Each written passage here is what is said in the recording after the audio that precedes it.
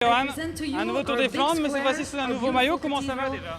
Bah ça va, je suis un peu malade là, je souffre des allergies, c'est un peu compliqué, mais sur une course comme ça on se transcende quoi qu'il arrive et c'est mon 7e Tour des Flandres je crois, ou 6e, mais celui-là il a une saveur un peu particulière parce que dans une équipe belge je vis les choses complètement différemment. J'ai l'impression d'être vraiment sur la plus grosse course du monde, même si je le savais déjà, mais là quand tu arrives au petit déjeuner et qu'il y a déjà énormément de personnes, énormément de VIP de l'équipe, ça te met un peu plus de pression et on sent qu'on est vraiment dans le jeu aujourd'hui et que c'est vraiment, comme je disais hier dans l'équipe, vraiment le Super Bowl du vélo.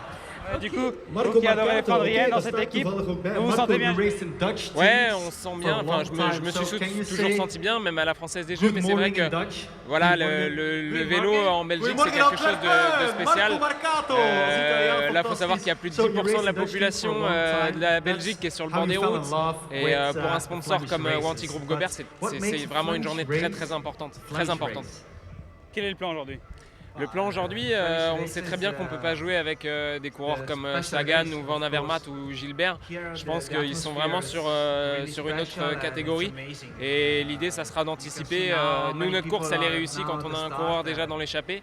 Et si je peux anticiper, pourquoi pas de bonheur, même à 70 ou 80 km de l'arrivée, ça sera une bonne chose pour moi parce que je sais qu'à la pédale, je ne suis pas capable de suivre dans le Kwaremont ou dans le Patersberg, dans le dernier passage, ni Sagan, ni Gilbert. On a vu sur les dernières courses que ça se décantait souvent assez vite. C'est ce que vous imaginez aujourd'hui? Ouais, il fait très beau ce matin, il y a très peu de vent. L'échappée va mettre longtemps à partir et ça va rouler très vite. Donc effectivement, j'envisage une course qui va se décanter très vite et certainement avant le mur de Grammont.